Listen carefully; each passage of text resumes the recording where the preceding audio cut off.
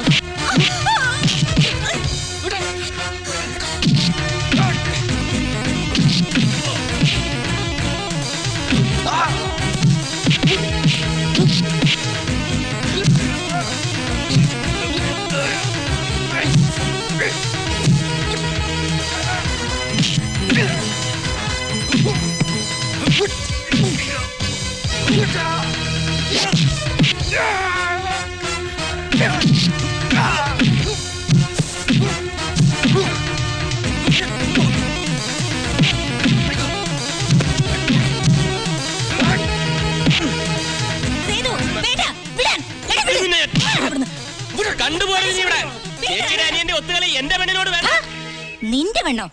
എടാ നീ എന്ത് വിചാരിച്ചു? പോകെ പോകെ അവൾക്ക് നിന്നെ ഇഷ്ടായെന്നോ? എന്നാ കേട്ടോ, അവൾക്ക് നിന്നോട് വെറുപ്പാ. ഈ ലോകത്ത് ഏത് കുഷ്ഠരോഗിയെ കെട്ടിയാലും അവൾ നിന്നെ കെട്ടില്ല. പെണ്ണൊരുത്തനെ വെറുത്തതാടാ. ആ വെറുപ്പ് മാറണമെങ്കിലേ അവള് മരിച്ച് വേറെ ജനിക്കണം.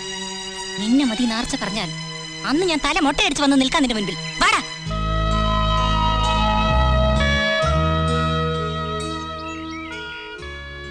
അപ്പൊ നീ പോവാൻ തന്നെ തീരുമാനിച്ചല്ലേ? അതെ, പെണ്ണൊരുത്തനെ വെറുത്താൽ വെറുത്തതാണ്.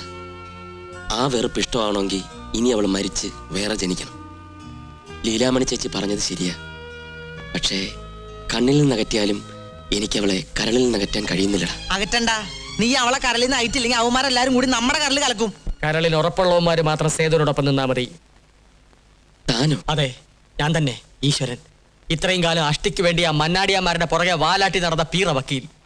ഇനിയെങ്കിലും ഒരിക്കൽ ആണായിട്ട് ജീവിക്കണം. ഞാനുണ്ടോ തൻ്റെ കൂടെ. താൻ ഇനി എങ്ങോട്ടും പോകുന്നില്ല. ഇന്നെനിക്ക് ആർച്ചയെ രക്ഷിക്കാൻ കഴിഞ്ഞു. ഇനി നിനക്ക് മാത്രമേ അവളെ ഈ നരകത്തിൽ നിന്ന് രക്ഷിക്കാൻ കഴിയൂ. ആളെ മന്നാടിയാന്മാരുടെ 3 അളിയന്മാരും അവളുടെ കഴുത്തിൽ താലി കെട്ടാൻ പോവാണ്. അത് നീ അറിഞ്ഞോ? ഒത്തിരി ആനയും അമ്പാരിയും കൊട്ടും കൊരവയും ഒക്കെ ഉള്ള ഒരു അടിപൊളി കല്യാണമായിരുന്നു എന്റെ മനസ്സിൽ. ഈ കല്യാണം പൊളിച്ചെടുക്കാതിരിക്കാൻ വഴിപാടത്രേ നേർന്നിരിക്കണേന്ന് അറിയോ? ആ പുഷ്പവല്ലിയോ ലീലാമണിയോ വല്ല അറിഞ്ഞാ തീർന്നു. എന്റെ മന്നാടി ഭഗവതി കാത്തുരക്ഷിക്കണേ. ഭഗവതി കാത്തുരക്ഷിക്കണേ. നീ ആദ്യം ഈ ആർച്ചക്കാക്ക്. ചേട്ടന്മാരുടെ മനസ്സിലെങ്ങാണോ ഈ കല്യാണ ബുദ്ധി വരുന്നതിന് മുമ്പ് എങ്ങനെ ഇതൊന്നും നടന്നു കിട്ടണം? എന്താ ഇങ്ങനെ ഇരുന്ന് ആലോചിക്കണേ? ഒന്നുമില്ല വല്യേട്ടാ. എന്നാ എഴുന്നേൽക്ക്. എന്തിനാ? ഇവൻ നിനക്ക് പുടവ തരാൻ പോവാ. അതിന് എനിക്കിവിടെ ഇഷ്ടപ്പെടണ്ടേ? ഇഷ്ടപ്പെട്ടാലും ഇല്ലെങ്കിലും ഇന്ന് നിന്റെ കഴുത്തിലൊരു പൂത്താലി വീഴ്ത്തും ഞങ്ങള്. എനിക്ക് ഇയാളെ ഇഷ്ടമല്ല. ഞാൻ ആരും കെട്ടില്ല. നീ കെട്ടണ്ടടി. എന്റെ ആങ്ങളെ ആരോമല കെട്ടിക്കോളും.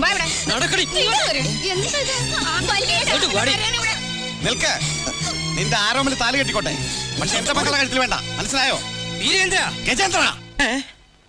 ധൈര്യമുണ്ടെങ്കിൽ ഇവിടെ ഇറക്കിക്കൊണ്ട് പോണ എന്റെ മക്കളെ. ചേട്ടനൊക്കെ പണ്ട് നടേശാ കെട്ടണ താലി.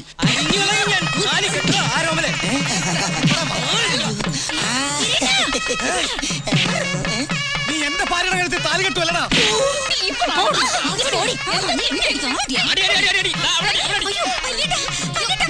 എന്റെ അമ്മായ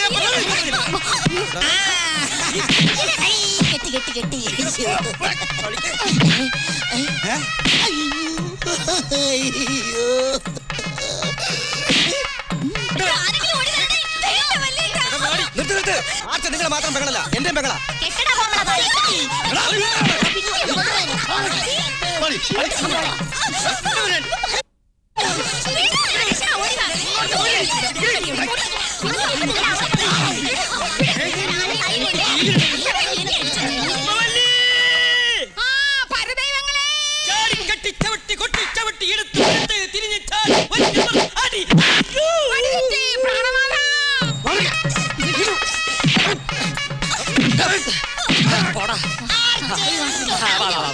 നീ നിന്നെ തന്നെ കെട്ടിക്കും.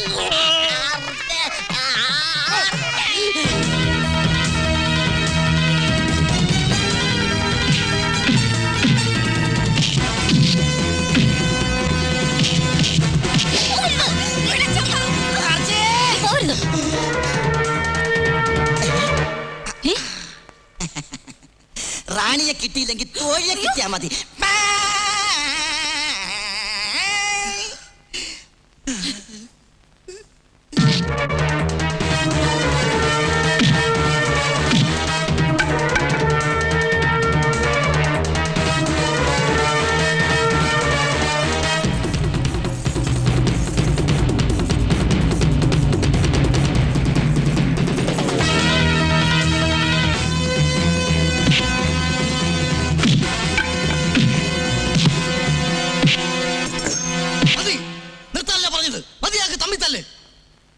തൃപ്തിയായില്ലേ നിനക്ക്? എല്ലാത്തിനും കാരണക്കാരി നീയാ. നീ ഒറ്റ വരുത്തിയാ മതി. ഇനി മന്നാടിയമ്മ ഒരുമയോടെ ഒരു വീട്ടിൽ കഴിയാൻ പാടില്ല. പിരിയാം, ഭാഗം വെച്ച് പിരിയാം. ഒന്നിച്ച് നിന്ന് പുന്നാര പെങ്ങളെ സേവിച്ചത് മതി. എവള് യക്ഷിയാ യക്ഷി, ആങ്ങളമാരുടെ ചോര ഒടിക്കുന്ന യക്ഷി. ചോരയ്ക്ക് ചോരയെ തിരിച്ചറിയാൻ കഴിഞ്ഞില്ലെങ്കിൽ പിന്നെ ഒരു കൂരയ്ക്ക് കീഴിൽ താമസിക്കുന്നതിൽ അർത്ഥമില്ല. സ്വന്തം കൂടപ്പിറപ്പുകൾ പടവെട്ടി തുടങ്ങിയാൽ ആ നിമിഷം ഭാഗം വെച്ച് പിരിഞ്ഞോളാൻ മരിക്കുന്നതിന് മുമ്പ് അച്ഛൻ പറഞ്ഞിട്ടുണ്ട്. ഓർമ്മയുണ്ടോ നിങ്ങൾക്ക്? ഞാൻ പറഞ്ഞിട്ടില്ല. ഭാഗം വെക്കാൻ മാത്രം എന്തുണ്ട് മന്നാടിയാന്മാർക്ക്? എല്ലാ മാർച്ച് മോൾക്ക് അച്ഛൻ എഴുതി വെച്ചിരിക്കുന്നത് അവൾ അനുഭവിച്ചോട്ടെ. വേണ്ട, സ്വത്തോ കല്യാണോ ഒന്നും എനിക്ക് വേണ്ട. നിങ്ങൾ മാത്രം മതി. നിനക്കിനി ആരും വേണ്ട. നിനക്ക് തട്ടിക്കളിക്കാനുള്ള കളിപ്പാട്ടങ്ങളല്ല ഞങ്ങൾ. അത് മനസ്സിലാക്കിയോ? ചെയ്തല്ലേ കുടുംബവക്കീൽ? അല്ല, ഞാനാണ്. എനിക്ക് നോക്കി നിൽക്കാൻ നിലവറയിലെ പൂജാമുറി പോയി വിൽപ്പത്രം എടുത്തോണ്ട് വായിക്കണോ? വല്ല പൊട്ടക്കളോ പാറപ്പറമ്പോ ഞങ്ങൾക്ക് കാണും.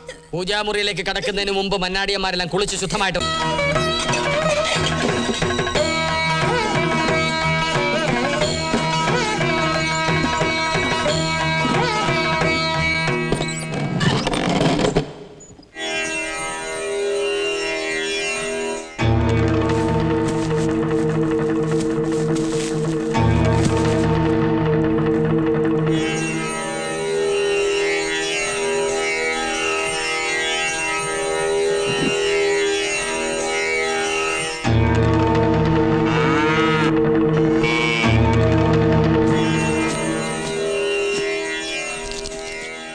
ശ്രീ ഗണപതായേ നമ.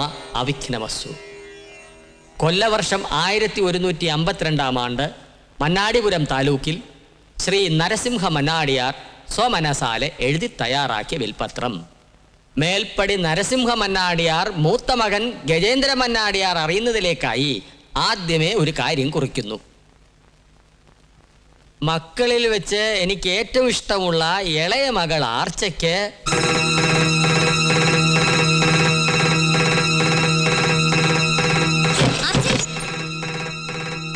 നീ എന്താ വായിച്ചത്? നീ മന്നാടിയന്മാരുടെ പെങ്ങളല്ല, നരസിംഹ മന്നാടിയാരുടെ മകളുമല്ല. കള്ളം, പച്ചക്കള്ളം. ഞാൻ വിശ്വസിക്കില്ല. അതിൽ എഴുതി വെച്ചിരിക്കുന്ന പച്ചക്കള്ളം വായിക്കണോ? മുഴുവൻ വായിക്കേ. വായിച്ചു കൊടുക്കണോ? കേൾക്കട്ടെ അവള്. എൻ്റെ 4 ആൺമക്കളും എന്നും ഒരുമയോടെ മന്നാടിപുരം ഭരിക്കണം. 4 ആങ്ങളമാർക്കും കൂടി ഒരു പെങ്ങൾ വേണമെന്ന് ഞാൻ ആശിച്ചു. ഒരു പെൺകുഞ്ഞിനെ തരാൻ ഞാൻ ദൈവത്തിനോട് മനസ്സ് നൊന്ത് പ്രാർത്ഥിച്ചു. എൻ്റെ ലക്ഷ്മി 5ാമതും ഗർഭിണിയായി. പക്ഷേ പ്രസവിച്ച കുട്ടി ചാപിള്ളയായപ്പോൾ ഉത്രാളി ചന്തയിലെ ഒരു പിച്ചക്കാരിയിൽ നിന്നും 500 രൂപ കൊടുത്ത് ഞാനൊരു പെൺകുഞ്ഞിനെ വാങ്ങി. ആർച്ച എന്ന പേര് ചൊല്ലി. നിയമപ്രകാരം സ്വത്തൊന്നും അവൾക്ക് കൊടുക്കേണ്ടതില്ലെങ്കിലും മക്കളെ, അവളാണ് നമ്മളുടെ സ്വത്ത്. എനിക്ക് കേൾക്കണ്ട, എനിക്കൊന്നും കേൾക്കണ്ട. എടി പിച്ചക്കാരിയുടെ മോളെ, നീ ഞങ്ങളെ കുറെ ആട്ടി. ഇനി ഒരു നിമിഷം നീ ഇവിടെ നിൽക്കരുത്. ഇപ്പൊ ഇറങ്ങി ഉടനെ ആരടി നിന്റെ ഏട്ടന്മാര്? ഓടി ലക്ഷണം കിട്ടവളെ, ഉത്സവ പറമ്പിൽ വ്യഭിചരിച്ചുണ്ടായവളെ. വല്യേട്ടാ, എന്താ ഇതൊക്കെ? ആർക്കാ വല്യേട്ടാ? ഞാൻ നിങ്ങളുടെ പെങ്ങളല്ലെന്ന് സംശയം. പറയ് വല്യേട്ടാ. കുട്ടിക്കാലത്ത് എന്നെ ഈ കയ്യിലെടുത്ത് ലാളിച്ച് വളർത്തിയത് ഈ വല്യേട്ടനാ. അന്ന് വല്യേട്ടന് സംശയം ഉണ്ടായിരുന്നോ? ഉണ്ടോന്ന് ചോദിച്ചാൽ പ്രമാണം കള്ളം പറയില്ലല്ലോ. അതേടി, ഇത്രയും കാലം അട്ടയായിരുന്നു പിടിച്ച് മെത്തി കിടത്തി ഇവർ അറിഞ്ഞില്ല. ഈശ്വരനാടി ഇപ്പൊ ഞങ്ങളെ അറിയിച്ചോ. ഞാൻ സ്വന്തം പെങ്ങളല്ലെന്ന് തോന്നുന്നുണ്ടോ? ഞാൻ ചൂണ്ടിക്കാണിച്ചവരെ കൊല്ലാനും തിന്നാനും നടന്നിരുന്ന എനിക്ക് വേണ്ടി മരിക്കാൻ പോലും മനസ്സുള്ള വീരേട്ടൻ അറിയില്ല ഞാൻ സ്വന്തം പെങ്ങളാണെന്ന്. പറ, എന്റെ മുഖത്ത് നോക്കി പറ. പറയാനൊന്നുമില്ല, എല്ലാം എഴുതി വെച്ചിരിക്കല്ലേ. അച്ഛനാണ് നിർണയിച്ചുകൊണ്ട് നീ ഞങ്ങളുടെ പെങ്ങളാണെന്ന് പറഞ്ഞത്. അതെ, അച്ഛൻ തന്നെയാണ് വിൽപത്രത്തിൽ സത്യം പറഞ്ഞിരിക്കുന്നതും.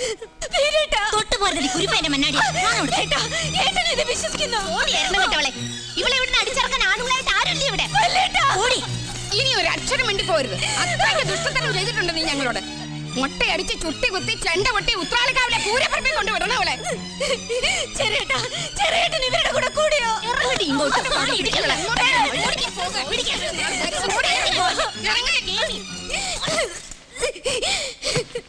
എനിക്ക് മനസ്സിലായി, ഞാൻ തോറ്റു. ഞാൻ നിങ്ങളുടെ മുന്നിൽ തോറ്റു. ഇത്രയും വലിയ ചതി നിങ്ങൾ എന്നോട് ചെയ്യുമെന്ന് ഞാൻ വിചാരിച്ചില്ല. എന്നെ നിങ്ങൾ തോൽപ്പിച്ചു, ശരിക്കും തോൽപ്പിച്ചു. കാരമുള്ളിന്റെ മുനയൊടിച്ചു കഴിഞ്ഞാ പിന്നെ കാതല. ഇപ്പോഴാ നീ പെണ്ണായത്, കരയാൻ പഠിച്ചത്. ഇനി ഞാനൊരു സത്യം പറയാം. ഇതാണ് നിങ്ങളുടെ അച്ഛൻ നരസിംഹ മന്നാടിയാരുടെ കൈപ്പടയിലുള്ള വിൽപ്പത്രം. നിലവറയിൽ കടന്നു മാറ്റിയത് ഞാനാ. എന്തിനാണെന്നറിയോ? മതം പൊട്ടിയ ഈ പിടിയാനയെ തളയ്ക്കാൻ. ഞാൻ തളച്ചു. നീ കുറെ കിളച്ചു. നിന്റെ അച്ഛൻ കയറില്ലേ മണ്ണാടിക്കോട്ടയിലെ നിലവറയില്? പിന്നെയാ നീ ഒരു കഷ്ണം പനയോല കാട്ടി സത്യത്തെ നുണയാക്കുന്ന കോട്ടിട്ട വിദ്യ ഇവിടെ ചെലവാകത്തില്ല സേതുരാമ മക്കിലേ. അതൊക്കെ അങ്ങ് കോടതി കാണിച്ചാ മതി. ഇപ്പൊ ഇവിടെ വായിച്ച ഓലയാണ് ശരിയായിട്ടുള്ള ഓല. അല്ല, ഇതാണ് ശരിക്കുള്ള ഓല. ഒടിയന്റെ മുമ്പിൽ മായം തുള്ളാതെ പോടാ. എന്നെ വിശ്വസിക്കൂ, ആർച്ച നിങ്ങളുടെ സ്വന്തം പെങ്ങള് തന്നെയാണ്. സത്യം, എന്റെ പെങ്ങളാണ് സത്യം. ഇവൻ ഇതുപോലെ കുറെ സത്യങ്ങൾ ഇതിന് മുൻപ് നമ്മളോട് പറഞ്ഞിട്ടില്ലേ? പിച്ചക്കാരി വിളിച്ചോണ്ട് പടി ഇറങ്ങി പോടാ. നാശം. ആർക്ക് വേണം ഇവളെ? എനിക്ക് വേണം. ഇവളുടെ പിന്നാലെ ഞാൻ കുറെ ഓടി കിളച്ചിട്ടുള്ളതാ. ആർക്ക് വേണ്ടെങ്കിലും ഇവളെ എനിക്ക് വേണം. കാരണം ഇവൾ എന്റെ ഭാര്യയാണ്. ഞാൻ താലി കെട്ടി എന്റെ പെണ്ണ്. ഒരക്ഷരം ഇവളെ കുറിച്ച് ആരെങ്കിലും പറഞ്ഞാലുണ്ടല്ലോ. പറഞ്ഞാ നീ എന്ത് ചെയ്യടാ? എന്നെ പോലെ കുറെ ആണുങ്ങളെ പേര് കുതിര കയറിയതാ അവള്. ഇറങ്ങടി അങ്ങാടിയിലേക്ക്. നിന്നെ അവിടെ വെച്ച് കാണിച്ചടാ. ഈ നിമിഷം വരെ ആർച്ചയുടെ മുമ്പിൽ മുട്ട് വിറച്ചുന്ന നിനക്കൊക്കെ ഇപ്പൊ എവിടെ നിന്ന് കിട്ടടാ ഈ ധൈര്യം? നിനക്ക് എന്റെ പെണ്ണിനെ വേണം അല്ലേടാ പട്ടി. ഇവരിങ്ങനെയൊക്കെ പുലമ്പുവെന്ന് എനിക്കറിയാമായിരുന്നു. ഞാൻ കൊത്തിയ വിഷം ഞാൻ തന്നെ ഇറക്കാം. ഓലയിൽ വരച്ചത് മായും, ഓർമ്മയിൽ വരച്ചത് മായില്ല. പെങ്ങളാണെന്ന് സംശയമുള്ളവരൊക്കെ പേരെടുത്ത വൈറ്റാട്ടിത്തലയോട് ചോദിക്ക്. മന്നാടിയാരമ്മ 5ാമത് പ്രസവിച്ച് ചാപിള്ളയായിരുന്നോ, അതൊരു പെൺകുട്ടിയായിരുന്നോ, ഈ നിൽക്കുന്ന ആർച്ചയായിരുന്നോ എന്ന് അവര് പറയും. എന്നാ വിളിച്ചോണ്ട് വാടാ ആ വൈറ്റാട്ടി തള്ളയെ. അമ്മ പോയി. അയ്യോ, എപ്പോഴായിരുന്നു സംഭവം? ചിത കത്തി തീർന്നുണ്ടാവോ ചേച്ചി? ചത്തത് നിന്റെ തള്ളയാടാ. പിന്നെ പോയി എന്ന് പറഞ്ഞത്? അത്യാവശ്യമായിട്ട് ആരോ ഒന്ന് വിളിച്ചോണ്ട് പോയെന്ന്. ആര്? എവിടെ പണ്ടാരോടക്കാനാടാ കാലമാടന്മാരെ എന്നെ കൊണ്ടുപോന്നേ? പേര് കേസ് തന്നെയാണ് തള്ളേ. ഏതാനോടെ പേരാടാ ഇത്ര വലിയ പേര്? ആർച്ചയുടെ ഓമനാനോടെ പേരെടുക്കാനാണോടാ പിശാചുക്കളെ എന്നെ കെട്ടിയെടുത്തോണ്ട് പോന്നേ? അയ്യോ, ഓടി വന്നേ, കൊണ്ടുപോന്നേ. ഓടി വന്നേ, എന്നെ കൊണ്ടുപോന്നേ, ഓടി വന്നേ. അയ്യോ, തൊണ്ടിയും കൊണ്ട് മുങ്ങുന്നോടാ തെണ്ടികളെ.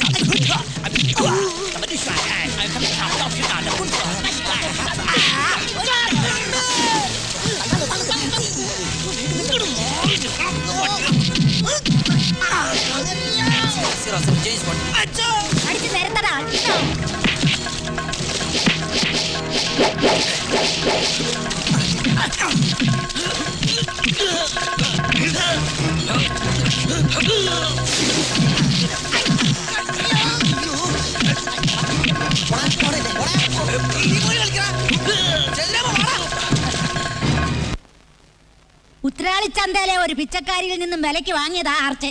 അവള് നിങ്ങളുടെ പെങ്ങളല്ല. എന്തായിപ്പോ? ചോരയ്ക്ക് ചോര തിരിച്ചറിയണമെങ്കിൽ സാക്ഷി വേണോ അല്ലേടാ? എന്നാ കേട്ടോ, ആർച്ച നിങ്ങളുടെ സ്വന്തം പെങ്ങള. നരസിംഹ മന്നാടിയാരുടെ 5ാമത്തെ കുട്ടി പെണ്ണായിരുന്നു അവൾ. ആർച്ച ഏതോ ഒരുത്തനൊരു പേക്കൂത്ത് കാട്ടിയപ്പം 20 കൊല്ലം പൊന്നേ കരളേന്ന് വിളിച്ച പെങ്ങളെ തന്തയില്ലാത്തവളെ എന്ന് വിളിച്ച നീ നരസിംഹ മന്നാടിയാരുടെ മകനല്ല എന്ന് ഞാൻ പറഞ്ഞ നിന്റെ പെണ്ണുമ്പിള്ള വരെ നിന്നെ തള്ളിയിറക്കും. അല്ലെങ്കിൽ തന്നെ പെങ്ങളാവണമെങ്കിൽ ഒരു വയറ്റിൽ പിറക്കണമെന്നില്ലല്ലോ. വിളിക്കടാ, വിളിച്ച് ആർച്ചയോട് മാപ്പ് പറ. മന്നാടിയമ്മാരെ പോയി, ആർച്ച പോയി. എവിടെ? വിളക്കി ചേർത്താൽ ഒരിക്കലും പാടുമായില്ല. ഇനി ഒരിക്കലും പഴയ ആർച്ചയാവാൻ എനിക്കോ എന്റെ പുന്നാര ചേട്ടന്മാരാകാൻ നിങ്ങൾക്കോ ആവില്ല. സേതു കളിച്ചത് എന്റെ നല്ലതിനു വേണ്ടിയാണെങ്കിലും സേതു പട്ടം സേതുവിന്റെ കയ്യിൽ നിന്നും പൊട്ടിപ്പോയി. ആരോരുമില്ലാത്ത എന്നെ രാജ്ഞിയെ പോലെ നോക്കി എന്റെ ചേട്ടന്മാരോട് ഒരു വാക്ക് നന്ദി. ഇനി ഒരിക്കലും നിങ്ങൾക്ക് എന്നെ കാണാൻ കഴിയില്ല. നിങ്ങളുടെ ആർച്ച. ഞങ്ങളുടെ പെങ്ങളെ ഞങ്ങൾക്ക് നഷ്ടപ്പെടാൻ കാരണം നീ ഒറ്റൊരുത്തനാ. തല്ലി കൊല്ലടാ. ഇതുവരെ എവിടെയായിരുന്നു നിങ്ങളുടെ സഹോദര സ്നേഹം?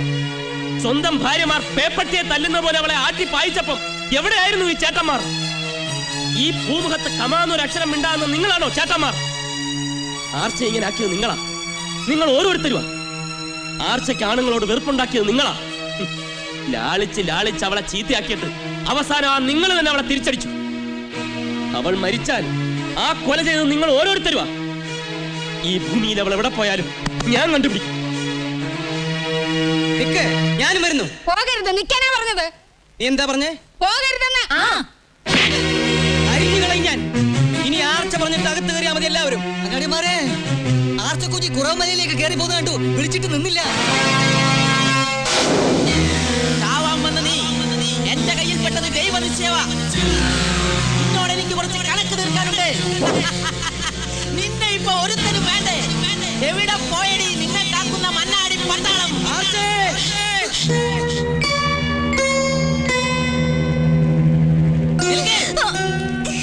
മുന്നോട്ട് വരരുത്. വന്നാൽ ഇത് കണ്ടോ?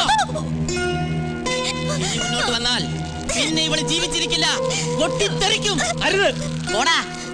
എടോ മന്നാടിയാരെ, താൻ കുറെ കാലമായി എന്റെ പുറത്ത് കുതിര കയറുന്നു. ഞങ്ങളുടെ കല്യാണം നടത്തി തരുവോ? വീരേന്ദ്ര വിട്, അവനെ തടയണ്ട. അടുത്തു വരരുത്. വന്നാൽ നീയും ഇവളും ചാവും. അടുത്തു വരരുത്.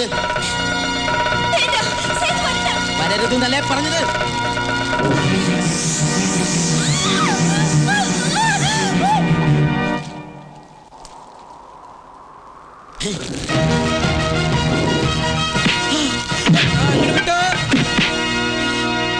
നീ എന്ത് വിചാരിച്ചടാ?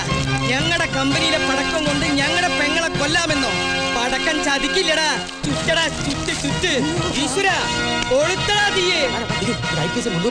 ഞാൻ മുൻകൂർ ജാമ്യം എടുത്തിട്ടില്ല. കൊളുത്താനല്ലേ പറഞ്ഞത്? കൊളുത്തണോ? ഇത് നമ്മുടെ കമ്പനിയിൽ ഉണ്ടാക്കിയിട്ടുള്ള പടക്കണം. പൊട്ടില്ല. അവനൊന്ന് വരട്ടാനാ.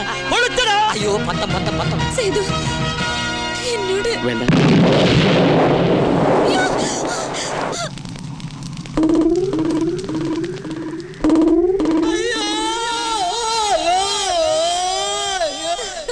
അളിയോ?